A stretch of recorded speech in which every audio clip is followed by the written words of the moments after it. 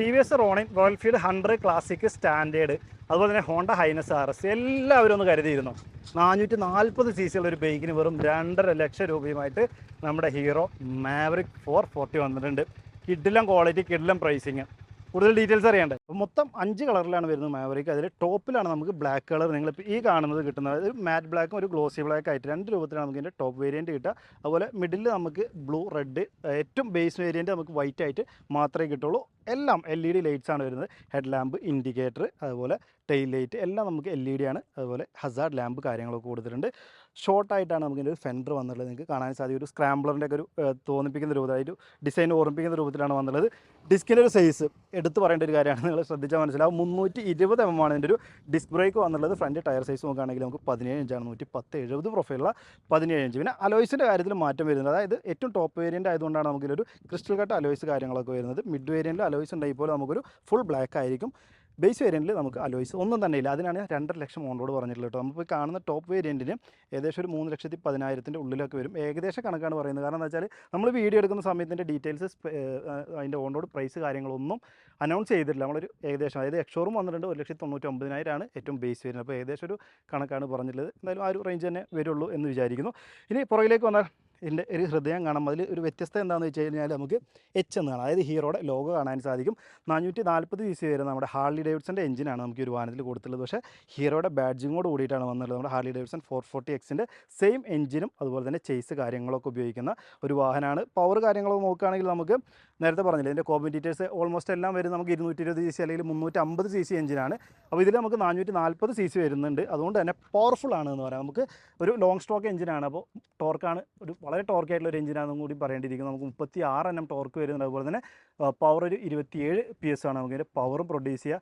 ഓടിച്ചപ്പോൾ അത്യാവശ്യം നല്ല പഞ്ച് കാര്യങ്ങളൊക്കെ ഫീൽ ചെയ്യും. അതുപോലെ തന്നെ സെക്കൻഡ് ഗിയറിൽ വരെ കിട്ടനായിട്ടുള്ള ടോർക്ക്, ലോ എൻഡ് ടോർക്ക് അന്യായ ടോർക്കാണ് കേട്ടോ. ഭയങ്കര രസമായിട്ട് നമുക്ക് ടൗണിലൊക്കെ ഓടിച്ചു കൊണ്ടുപോകാൻ പറ്റുമെന്ന് പറയാം. നമ്മൾ ഒരു വണ്ടി ഏറ്റവും സ്റ്റാർട്ടിങ്ങിൽ എടുക്കുമ്പോൾ മാത്രമേ ഫസ്റ്റ് ഗിയർ ഇടണ്ടുള്ളൂ. അതിന് ശേഷം പിന്നെ അങ്ങോട്ട് വണ്ടി സെക്കൻഡ് ഗിയറിൽ ഇട്ടാൽ നിങ്ങൾ സ്ലോ ഡൗൺ ചെയ്തെടുക്കുന്ന സമയത്ത് നിങ്ങൾ ഫസ്റ്റ് ഗിയറിൽ കാണുക പോലും ഇല്ല എന്ന് പറയാം. അത്രയും ടോർക്ക് നമുക്ക് ലോ എൻഡിൽ കിട്ടുന്നുണ്ട്. അതുപോലെ തന്നെ എല്ലാവർക്കും അറിയേണ്ടി വരിക, നമ്മൾ റോയൽ എൻഫീൽഡായിട്ട് കമ്പയർ ചെയ്തുകൊണ്ട് വൈബ്രേഷൻ അതുപോലെ ഉണ്ടാവുക എന്നുള്ളൊരു ചോദ്യമായിരിക്കും. അപ്പോൾ എനിക്ക് ഓടിച്ചപ്പോൾ തോന്നിയിട്ടുള്ളത് ഏകദേശം റിഫൈൻമെൻറ്റ് നമ്മുടെ ഒരു റോയൽ എൻഫീൽഡ് J സീരീസ് എഞ്ചിന് സമാനമായിട്ടുള്ളൊരു രീതിയിൽ തന്നെ, അതിൽ കൂടുതലുമില്ല കുറവുമില്ല, ആ രൂപത്തിലാണ് തോന്നിയിട്ടുള്ളത്. നമ്മുടെ ഹൈനസ്സൊക്കെ ആ ഒരു റേഞ്ചിലേക്ക് ഏകദേശം എത്തുന്നില്ല. അതായത് ടോപ്പിലേക്ക് പോകുമ്പോൾ ചെറിയ രൂപത്തിലുള്ളൊരു വൈബ്രേഷൻ കാര്യങ്ങളൊക്കെ ഉണ്ട്, വളരെ കുഞ്ഞതാണ്. എന്തായാലും ഒരു J സീരീസ് എഞ്ചിൻ ഉണ്ടല്ലോ റോയൽ എൻഫീൽഡ്, നമ്മളിപ്പോൾ വാങ്ങാൻ കിട്ടുന്ന നമ്മുടെ ക്ലാസിക് എഞ്ചിന്, ക്ലാസിക് സ്റ്റാൻഡേർഡിലൊക്കെ വരുന്ന ഒരു എഞ്ചിൻ, 100 ഉള്ള എഞ്ചിൻ, അതുപോലത്തെ ഒരു റിഫൈൻമെൻറ്റ് കാര്യങ്ങളൊക്കെ അത്യാവശ്യം അടിപൊളിയാണെന്ന് തന്നെ പറയാം കേട്ടോ. അതേ ലെവലാണ് നമുക്ക് ഫീൽ ചെയ്തിട്ടുള്ളത്. ഓയിൽ കൂൾഡ് എഞ്ചിനാണ് വന്നുള്ളത്. പിന്നെ ഇതിൻ്റെ ഒരു വയറിങ് കാര്യങ്ങളോ പാക്കിംഗ് എല്ലാം അടിപൊളിയായിട്ടാണ് ചെയ്ത് വെച്ചാൽ നമുക്ക് എക്സ്പോസ് ചെയ്ത് ഇങ്ങനെ വെറുതെ തൂക്കിയിടുക. അതുപോലെ ഈ ഒരു ഹോണിൻ്റെ ഭാഗങ്ങളൊക്കെ നോക്കിയാൽ മനസ്സിലാവും. ഒരു കേസൊക്കെ ആക്കി കൊടുത്ത് നമുക്കൊരു മനോഹരമാക്കിയിട്ട് സെറ്റ് ചെയ്യാനായിട്ട് ശ്രമിച്ചിട്ടുണ്ട്. അതുപോലെ തന്നെ എക്സ്പോസറായി കിടക്കുന്ന നമ്മുടെ ആ ഒരു ഫ്രെയിമിൻ്റെ ഭാഗങ്ങൾ കാര്യങ്ങളൊക്കെ കാണാം. എക്സ്റ്റോർക്ക് എന്ന് പറഞ്ഞിട്ട് ഒരു ബാഡ്ജിങ് കൊടുത്തിട്ടുണ്ട്. ആ ഒരു ബ്ലാക്ക് അതുപോലെ തന്നെ സിൽവറിൻ്റെ കളർ കോമ്പിനേഷൻ നൈസായി വന്നിട്ടുണ്ട് എന്ന് പറയാം. ഫുഡ് പാക്ക് നിങ്ങൾ നോക്കുന്ന സമയത്ത് ഒരു സെൻറ്റർ സെറ്റാണ്, നമുക്ക് ഫ്രണ്ടും അല്ല ബാക്കും അല്ല, ശരിക്കും ഒരു റിലാക്സ് ചെയ്തിട്ടുള്ളൊരു പൊസിഷൻ കാര്യങ്ങളൊക്കെ കിട്ടുന്നുണ്ട്. അതൊക്കെ നമുക്ക് വണ്ടിയിൽ കയറി ഇരുന്നതിന് ശേഷം വിശദമായിട്ട് പറയാം കേട്ടോ. എക്സോസിൻ്റെ ഡിസൈൻ എനിക്ക് കുറച്ചുകൂടി അടിപൊളിയാക്കായിരുന്നു തോന്നി. പക്ഷേ എക്സോസ് നോട്ട് നൈസ് തന്നെയാണ്, നമുക്കൊന്ന് കേട്ട് നോക്കാം. ഒരു ബോക്സി ടൈപ്പ് പോലത്തെ ഒരു ഡിസൈനാണ് കൊടുത്തിട്ടുള്ളത്. എന്തായാലും അത് ഒന്നും കൂടി അതിൻ്റെ ഡിസൈൻ കുറച്ചുകൂടി മനോഹരമാകായിരുന്നു. പക്ഷേ നല്ല തഡുണ്ട് കേട്ടോ നമുക്ക്.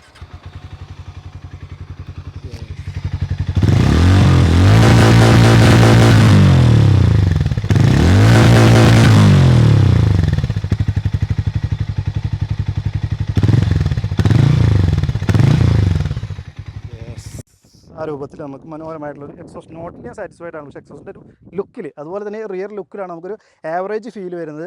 ഒരു ഫ്രണ്ട് അല്ലെങ്കിൽ സൈഡിലേക്ക് ലുക്ക് വെച്ച് നോക്കുന്ന സമയത്ത് റിയർ അത്രയും പെർഫെക്റ്റ് ആയിട്ടില്ല എന്ന് പറയാം. കുറച്ചുകൂടി അടിപൊളിയൊക്കെ ആയിരുന്നു. എന്നാലും LED ലൈറ്റ്സ്, LED ഇൻഡിക്കേറ്റേഴ്സ് കാര്യങ്ങളൊക്കെ തന്നെയാണ് വന്നിട്ടുള്ളത്. പിന്നെ നമ്മുടെ ഗ്രാബ് ഹാൻഡിലൊക്കെ മെറ്റലാണ്. അത്യാവശ്യം നമുക്ക് സ്ട്രോങ് ആയിട്ട് ലഗേജ് കാര്യങ്ങളൊക്കെ ക്യാരി ചെയ്യണമെന്നുണ്ടെങ്കിലൊക്കെ നല്ല സ്ട്രോങ് ആയിട്ടുള്ള ഗ്രാബ് ഹാൻഡിൽസ് കൊടുത്തിട്ടുണ്ട്.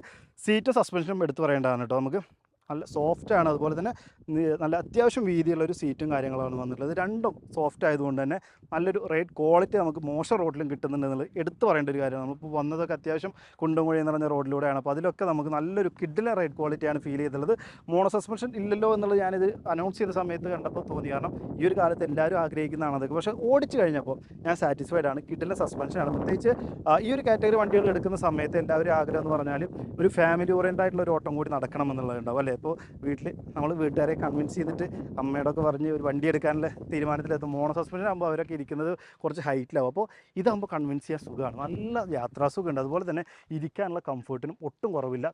റൈഡിൻ്റെ കാര്യത്തിൽ ഞാൻ 100% ഹാപ്പിയാണെന്ന് പറയുന്ന രൂപത്തിലാണത്. 805 mm ആണ് നമുക്ക് സീറ്റ് ഹൈറ്റ് വന്നിട്ടുള്ളത്. അപ്പോൾ കയറി ഇരുന്ന് നോക്കുകയാണെങ്കിൽ ഇതേ 6 ഹൈറ്റുള്ള എനിക്ക് ഇത് ഈ ഒരു പൊസിഷനാണുള്ളത്. അത്യാവശ്യം അപ്രൈറ്റ് ആയിട്ട് ഇരുന്നിട്ടാണ് ഓടിക്കുക. എനിക്ക് ശരിക്കും ഇത് റിലേറ്റ് ചെയ്യാൻ പറ്റുന്ന ഏത് വണ്ടിയായിട്ടാണെന്ന് അറിയുക, നമ്മുടെ ഏറ്റവും ഫസ്റ്റ് ജനറേഷൻ FC ഉണ്ടല്ലോ, അതുമായിട്ടാണ് കറക്റ്റ്. അല്ല, ആ ഒരു ലെവലിലേക്ക് വൈഡ് ആയിട്ടുള്ള ഹാൻഡിൽ ബാർസ് വന്നിട്ടുണ്ട്. അതുപോലെ തന്നെ ഈ ഒരു ടാങ്കിൻ്റെ ഉള്ളിലേക്ക് നമ്മുടെ കാലുകൾ ഇറങ്ങിയിരുന്ന് ഒരു ഒട്ടും റിയർ സെറ്റ് അല്ലാത്തൊരു സെൻറ്റർ സെറ്റ് ഫുട് പെഗിലേക്ക് കാലും വെച്ചിരുന്ന് ഓടിക്കുന്ന സമയത്ത് ഒരു ഫസ്റ്റ് FC എന്ന് പറഞ്ഞിട്ട് നമ്മൾ വലിയ ടാങ്കോട് കൂടി വന്നിട്ടുള്ള ഒരു FC ഉണ്ടല്ലോ, FCSO അല്ലെങ്കിൽ അതിനുശേഷം വന്നിട്ടുള്ള മോഡൽസ് അല്ല, ഏറ്റവും ഫസ്റ്റ് ജനറേഷൻ FC, ആ ഒരു കറക്റ്റ് ഫീലാണ് കിട്ടിക്കൊണ്ടിരിക്കുന്നത്. നമ്മുടെ ഒരു പെർഫോമൻസിൻ്റെ കാര്യമാണെങ്കിൽ സിമിലർ ആയിട്ട് നല്ലൊരു ലോ ആൻഡ് ടോർക്കും കാര്യങ്ങളൊക്കെ കിട്ടിയിട്ട് ശരിക്കും ആ ഒരു ഓർമ്മയിലേക്ക് ഞാൻ പോയി ഇത് ഓടിച്ചപ്പോൾ എന്ന് പറയാവുന്ന രൂപത്തിലാണ്. എന്തായാലും വളരെ കംഫർട്ടായിട്ടുള്ള സീറ്റ് കാര്യങ്ങൾ വന്നിട്ടുണ്ട്. 170 mm ഗ്രൗണ്ട് ക്ലിയറൻസ്, അപ്പോൾ അടി തട്ടുമെന്നുള്ള കാര്യങ്ങളൊന്നും വേണ്ട. പിന്നെ ഇത് ഒരു ഓൾറൗണ്ടറാണെന്ന് പറയാം. നമുക്ക് കമ്മ്യൂട്ടിങ് ഞാൻ ഓൾറെഡി പറഞ്ഞു, അടിക്കടി ഗിയർ ഷിഫ്റ്റ് നിങ്ങൾക്ക് ചെയ്യേണ്ടി വരില്ല, ലോ ആൻഡ് ടോർക്ക് അത്യാവശ്യം. അതോടൊപ്പം തന്നെ നമുക്ക് ടൂറിങ്ങിനും കുഴപ്പമില്ല എന്ന് പറയുന്നത്. 150 km നമുക്ക് ഇതിന് ടോപ്പ് സ്പീഡ് വരുന്നുണ്ട്. ആകെ ഒരു പ്രശ്നം വരിക വിൻ ബ്ലാസ്റ്റിൻ്റെ മാത്രമാണ്, കാരണം അതിന് വൈസർ കാര്യങ്ങളൊന്നും ഇല്ലാത്തത്. അപ്പോൾ ടൂറിങ് കൂടുതലുള്ളവർക്ക് വേണമെങ്കിൽ ഒരു വൈസറും കൂടി സെറ്റ് ചെയ്താൽ ആ ഒരു പ്രോബ്ലം ഒഴിവാകും. കമ്പനി എന്തായാലും അത് നമുക്ക് തന്നിട്ടില്ല കേട്ടോ. അപ്പോൾ അങ്ങനെ ഒരു കാര്യം വരുന്നത് എന്തായാലും ടൂറിങ്ങിനും അതുപോലെ തന്നെ കമ്മ്യൂട്ടിങ്ങിനും ഒരുപോലെ ഉപയോഗിക്കാവുന്ന ഒരു പെർഫെക്റ്റ് ചോയ്സ് ആയിട്ട് തന്നെയാണ് മാവറിക് 440 നമുക്ക് ഫീൽ ചെയ്യുന്നത്. 13 ലിറ്ററിൻ്റെ ടാങ്ക് വന്നിട്ടുണ്ട്, ഫുൾ മെറ്റലാണ് വന്നുള്ളത്. അപ്പോൾ മെറ്റലല്ലാത്ത ടാങ്ക് ഉണ്ടോ എന്ന് വെച്ചാൽ മെറ്റലുള്ളിലുണ്ടെങ്കിൽ പോലും ഫൈബറിൻ്റെ ക്ലാഡിങ്ങൾ കൊടുക്കാണ്ട് ഇതിനങ്ങനെ കൊടുത്തില്ല. അപ്പോൾ നമുക്ക് വേണമെങ്കിൽ ടാങ്ക് ബാഗ് കാര്യങ്ങളൊക്കെ വേണമെങ്കിൽ സെറ്റ് ചെയ്യാവുന്ന രൂപത്തിലാണുള്ളത്. ഇനി കൺട്രോൾസിലേക്ക് വരികയാണെന്നുണ്ടെങ്കിൽ താങ്കളൊന്ന് ഇങ്ങോട്ട് വരണം. അപ്പോൾ കൺട്രോൾസ് ഒരുപാട് സംഭവങ്ങളൊന്നുമില്ല, സിമ്പിളായിട്ടാണ്. കുറേ സ്പേസ് വെറുതെ കിടക്കുന്നതുകൊണ്ട് അവിടെ ഒരു H എന്ന് പറഞ്ഞിട്ട് ഹീറോയുടെ ലോഗോ കൊടുത്തിട്ടുണ്ട്. പിന്നെ pass, dim, bright, indicator, horn single ഹോണാണ്, കുഴപ്പമില്ല എന്ന് പറയാം. അതുപോലെ തന്നെ ഇവിടെ നമുക്ക് എഞ്ചിൻ കിൽ സ്വിച്ച്, അതുപോലെ തന്നെ സെൽഫ് സ്റ്റാർട്ട്, ഹസാർഡ് ലാമ്പ്, പിന്നെ ഒരു സോസ്. ഇപ്പോൾ ഒരുപാട് ഹീറോയുടെ വാഹനങ്ങൾ നമ്മൾ കാണുന്നുണ്ട്. ഒരു 3 നമ്പർ വരെ നമുക്ക് ഇതിൻ്റെ ആപ്പ് വഴി സെറ്റ് ചെയ്ത് വെച്ചാൽ എന്തെങ്കിലും എമർജൻസി സിറ്റുവേഷനിൽ ജസ്റ്റ് പ്രസ് ചെയ്താൽ നമ്മൾ കോൺടാക്റ്റ് സെറ്റ് ചെയ്യുന്ന ആ 3 നമ്പറിലേക്ക് നമ്മുടെ ലൈവ് ലൊക്കേഷൻ അടക്കം സെൻഡ് ആവുന്ന ഒരു ഫീച്ചറാണ്. പിന്നെ നമ്മുടെ മീറ്റർ ഇത്തിരി ചെറുതായി പോയി എന്നുള്ളൊരു ഫീലാണുള്ളത്. ഒരു നെഗറ്റീവ് ഡിസ്പ്ലേ ആണ് വന്നിട്ടുള്ളത്. അതിൽ അത്യാവശ്യം വേണ്ട കാര്യങ്ങളൊക്കെ ഉണ്ട്. ഇവിടെ ഫ്യൂൽ ലെവൽ കാണാം, ടാക്കോമീറ്റർ, സ്പീഡോമീറ്റർ, അതുപോലെ തന്നെ ഇവിടെ അതിൻ്റെ കൺട്രോൾസ് വന്നിട്ടുള്ളത് ഓഡോമീറ്റർ, 2 ട്രിപ്പ് മീറ്റർ, അതുപോലെ ഇൻസ്റ്റൻറ്റ് ഫ്യൂൽ കൺസപ്ഷൻ, പിന്നെ റേഞ്ച് എത്ര കിലോമീറ്റർ ഓടാനുള്ള എണ്ണ ബാക്കിയുണ്ട്, ക്ലോക്ക്, അങ്ങനെ ബേസിക് ആയിട്ട് വേണ്ടതുണ്ട്. പിന്നെ ടെയിൽ ലൈറ്റ്സിൽ സൈഡ് സ്റ്റാൻഡ് ഇൻഡിക്കേറ്റർ, അത്രയും കാര്യങ്ങളൊക്കെ അത്യാവശ്യം ലോഡറാണ്. പക്ഷേ സൈസ് ഇത്തിരി ചെറുതായി പോയി എന്നുള്ളതാണ് തോന്നിയിട്ടുള്ളൊരു ഫീൽ. ഇതാണ് നമ്മുടെ കീ വന്നിട്ടുള്ളത്, ഹീറോയുടെ ബാഡ്ജിങ്ങോട് കൂടിയുള്ളൊരു കീ വന്നിട്ടുണ്ട്. അപ്പോൾ എന്തായാലും അതും കുറച്ച് അടിപൊളിയാക്കായിരുന്നു അല്ലേ? കീയും 2.5-3 ലക്ഷത്തിന് കൊടുക്കുന്ന ഒരു പ്രീമിയം കീ ആക്കായിരുന്നു തോന്നിയിട്ടുണ്ട്. ഇവിടെ നമുക്ക് USB പവർ ഔട്ട്ലെറ്റ് കൊടുത്തിട്ടുണ്ട്. ഇത്രയൊക്കെയാണ് നമ്മൾ ബേസിക് ആയിട്ടുള്ള കാര്യങ്ങൾ മാവറിക് 440 വരുന്നത്. എന്തായാലും ഈ ഒരു വിലയിൽ നമുക്ക് കിട്ടലിനായിട്ടൊരു ചോയ്സാണെന്ന് പറയേണ്ടിയിരിക്കുന്നു. ഒരു ഞാൻ പറഞ്ഞ പോലെ ഒരു ഓൾറൗണ്ടറാണ് എല്ലാ നിലയിലും. നമുക്ക് കാഴ്ചയിലാണെന്നുണ്ടെങ്കിൽ അതുപോലെ തന്നെ പിന്നെ എടുക്കുന്ന ആളുകളുടെ ഉപയോഗത്തിന്, അതായത് ഞാൻ പറഞ്ഞ പോലെ നമുക്ക് സിംഗിൾ റൈഡ് ആണെന്നുണ്ടെങ്കിൽ, ഇനി ഫാമിലി ആയിട്ടുള്ള ഓട്ടങ്ങളുണ്ട് എന്നുണ്ടെങ്കിൽ, ലഗേജ് ക്യാരി ചെയ്യണമെന്നുണ്ടെങ്കിലും, അങ്ങനെ ഏത് രൂപത്തിലുള്ള ഒരു ഓട്ടങ്ങൾക്കും ഉപയോഗിക്കാവുന്ന ഒരു അടിപൊളി ചോയ്സ് ആയിട്ട് മാറിയിട്ട്. അപ്പോൾ 16-ാം തീയതിയാണ് കേരളത്തിൽ മാവറിക്കിൻ്റെ ലോഞ്ച് വന്നിട്ടുള്ളത്. അപ്പോൾ അതിനുശേഷം നിങ്ങൾക്ക് ഹീറോയുടെ ഷോറൂമുകളിൽ പോയാൽ, ഹീറോയുടെ എല്ലാ ഷോറൂമിലും നിങ്ങൾക്ക് കിട്ടില്ല, പ്രീമിയം ഷോറൂമുകളിൽ മാത്രമേ ഉണ്ടാവുള്ളൂ. അപ്പോൾ നമ്മളിപ്പോൾ വീഡിയോ ചെയ്യുന്ന പറഞ്ഞാൽ തൃശ്ശൂരിൽ നിന്നാണ്. തൃശ്ശൂരിലുള്ളവർക്കാണെന്നുണ്ടെങ്കിൽ നമ്മുടെ പുഴയ്ക്കുള്ള കല്യാൺ മൊബൈൽസ് എന്ന് പറഞ്ഞിട്ടുള്ള ഹീറോയുടെ ഷോറൂമിൽ പോയാൽ നിങ്ങൾക്ക് മാവറിക്ക് നേരിട്ട് കാണാനും ടെസ്റ്റ് ഡ്രൈവ് ചെയ്യാനുള്ള അവസരങ്ങളൊക്കെ ഉണ്ടായിരിക്കും. അപ്പോൾ അതുപോലെയുള്ള പ്രീമിയം ഷോറൂമുകളിൽ പോയാൽ മാവറിക്കിന് നിങ്ങൾക്ക് ടെസ്റ്റ് ഡ്രൈവ് ചെയ്യാം. അതുപോലെ തന്നെ സർവീസ് ഇൻ്റർവെല്ലിൽ വരുന്ന ഫസ്റ്റ് സർവീസ് നമുക്ക് 500 കിലോമീറ്ററിലാണ്. അതിനുശേഷം എല്ലാ 5000 കിലോമീറ്ററിലും 5000, 10000, 15000 ആ രൂപത്തിലാണ് നമുക്ക് സർവീസ് ഇൻ്റർവെല്ലൊക്കെ വന്നിട്ടുള്ളത്. അപ്പോൾ മൊത്തത്തിൽ നോക്കിക്കഴിഞ്ഞാൽ ഹീറോയുടെ ബ്രാൻഡിൽ വന്നുകൊണ്ട് തന്നെ നമുക്ക് നല്ല പ്രൈസിംഗ് ആണ് വന്നിട്ടുള്ളത്. നല്ല ക്വാളിറ്റി വണ്ടിയിൽ നമുക്ക് ഫീൽ ചെയ്യുന്നുണ്ട്.